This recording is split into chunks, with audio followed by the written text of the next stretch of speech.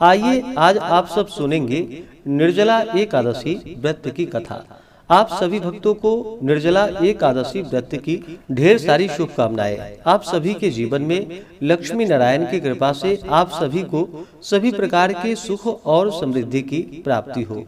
ज्येष्ठ मास शुक्ल पक्ष में पड़ने वाली एकादशी को निर्जला एकादशी, भीमसेनी एकादशी, पांडव एकादशी आदि नामों से जाना जाता है। जो भी भक्त सच्ची श्रद्धा के साथ, नियम और निष्ठा के साथ निर्जला एकादशी का व्रत धारण करते हैं, कथा श्रवण करते हैं, आरती करते हैं, व्रत में नियमों का पालन करते हैं, तो इससे व्यक्ति के सभी प्रकार के पाप और ताप नष्ट हो जाते हैं।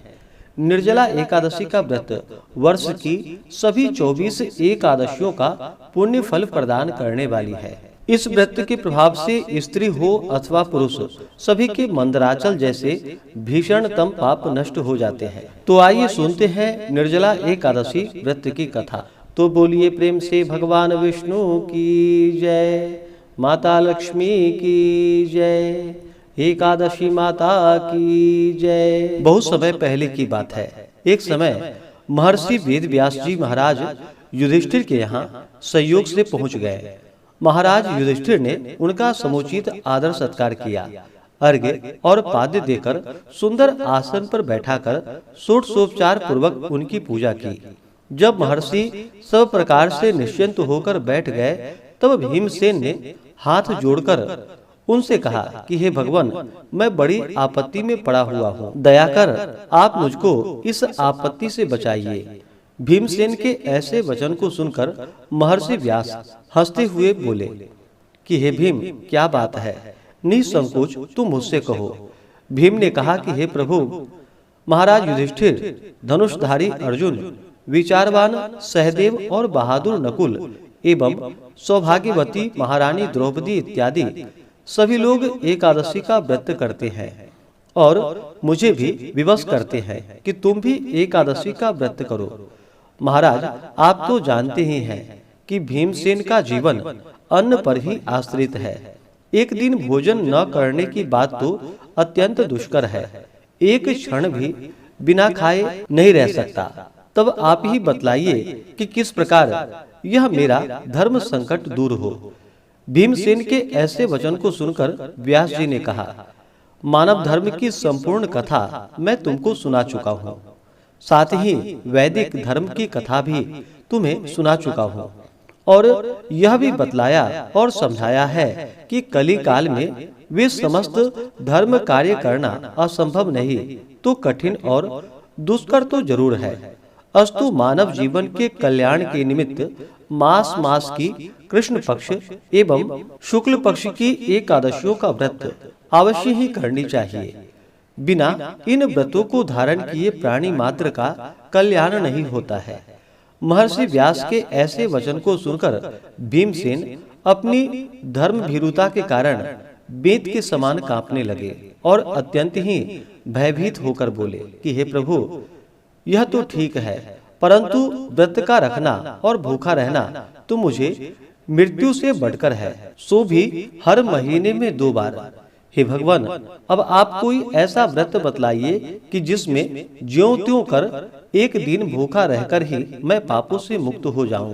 भीमसेन के ऐसे वचन को सुनकर महर्षि वेद व्यास जी ने कहा, अच्छी बात है, मैं तुम्हें व्रत बतलाता हूँ, उसको करो। इस एक ही व्रत का पुण्यफल मास मास की समस्त एकादशियों से बढ़कर होगा। महर्षि के ऐसे वचन सुनकर भीमसेन प्रसन्न हो गए और हाथ जोड़कर कहा कि प्रभु, कहिए और शीघ्र कहिए कि वह कौन सा व्रत है। महर्षि जी ने कहा कि यह व्रत ज्येष्ठ मास के शुक्ल पक्ष की निर्जला एकादशी का है। तुम श्रद्धा भक्ति सहित दशमी को सोते समय भगवान को प्रणाम कर उनकी मानसिक पूजा करो और हाथ जोड़कर अपने मन में इस प्रकार संकल्प करो कि हे प्रभु, कल मैं ज्येष्ठ मास के शुक्ल पक्ष की निर्जला एकादशी का व्रत करूंगा। मुझे शक्ति दो, मैं अपने व्रत को पूर्ण कर सकूं। इस प्रकार प्रार्थना कर दूसरे दिन निर्जला एकादशी का दिन होगा। उस दिन बिना खाए पिए निराहार और निर्जल रहो। यहाँ तक कि आचमन इत्यादि में भी जल ग्रहण न करो। इस व्रत के प्रभाव से स्त्री हो अथवा पुरुष सभी के मंदराचल जैसे भीषण और महान पाप भी अवश्य ही नष्ट हो जाते हैं। इस व्रत में गोदान का बड़ा महत्व है, अर्थात गोदान अवश्य करनी चाहिए। यदि कोई गोदान देने की सामर्थ्य न रखता हो तो उसे तांबा, पीतल या मिट्टी का पानी भरा हुआ घड़ा, उसमें थोड़ा सा सोना छोड़कर और उसे नवीन वस्त्र में लपेटकर ब्राह्मण को श्रद्धा और भक्ति पूर्वक दान करना चाहिए। इस प्रकार जल दान देने एवं स्वयं व्रत समाप्ति तक जल न ग्रहण करने वाले प्राणियों को एक एक क्षण में कोटि कोटि गोदान का पुण्य फल प्राप्त होता है। उस दिन यह कार्य अर्थात यज्ञ, दान एवं जपादि कार्य करने को अक्षय फल की प्राप्ति होती है। इस प्रकार श्री कृष्ण जी ने स्वयं कहा है, अतः फिर दूसरा पुण्य कार्य करने की क्या आवश्यकता है। विष्णु लोक की प्राप्ति इसी निर्जला व्रत के ही द्वारा हो सकती है। इस दिन फलाहार करना चाहिए। अन्न खाने वाले की अनेकों प्रकार की दुर्दशाएं होती है और वे चांडाल स्वरूप समझे जाते हैं। इस व्रत के प्रभाव से चोर, गुरुद्वेषी एवं हर प्रकार के पापियों का उद्धार हो जाता है।